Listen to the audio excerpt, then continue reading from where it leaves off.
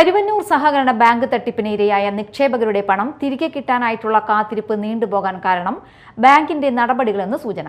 Enforcement directorate പിടിച്ചെടുത്ത വസ്തുവകകൾ തിരിച്ചു നൽകാൻ തയ്യാറാണെന്ന് അറിയിച്ചിട്ടും ബാങ്ക് അനുകൂല നിലപാട് സ്വീകരിക്കുന്നില്ലെന്നാണ് അറിയുന്നത്. ഇതുമൂലം നിയമക്കുരുക്കിൽപ്പെട്ട നിക്ഷേപകരാണ് വലയുന്നത്. കരുവന്നൂർ സഹകരണ ബാങ്ക് തട്ടിപ്പിനിരയായ നിക്ഷേപകരുടെ പ്രശ്നപരിഹാരത്തിനായുള്ള കാത്തിരിപ്പ് നീളുന്നു. തട്ടിപ്പ് അന്വേഷിച്ച എൻഫോഴ്സ്മെന്റ് ഡയറക്ടറേറ്റ് പിടിച്ചെടുത്ത വസ്തുവകകൾ തിരിച്ചു നൽകാൻ തയ്യാറാണെന്ന് അറിയിച്ചിട്ടുണ്ട്. എന്നാൽ കരുവന്നൂർ സഹകരണ ബാങ്ക് ഇതിന് അനുകൂലമായ നിലപാട് സ്വീകരിക്കാത്തതാണ് പണം തിരികെ കിട്ടാനായിട്ടുള്ള നിക്ഷേപകരുടെ കാത്തിരിപ്പ് നീണ്ടുപോകാൻ ഇടയാക്കുന്നത്.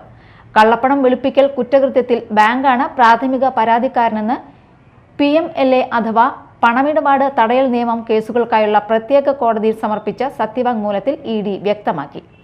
പിടിച്ചെടുത്ത സ്വത്തുക്കൾ ബാങ്കിലേക്ക് മാറ്റിക്കഴിഞ്ഞാൽ യോഗ്യരായ ഉപഭോക്താക്കൾക്ക് അവരുടെ നിക്ഷേപങ്ങൾ പുനഃസ്ഥാപിക്കാൻ നിയമപരമായി അവകാശമുണ്ടെന്നും ED അറിയിച്ചു. Media time, Kochi.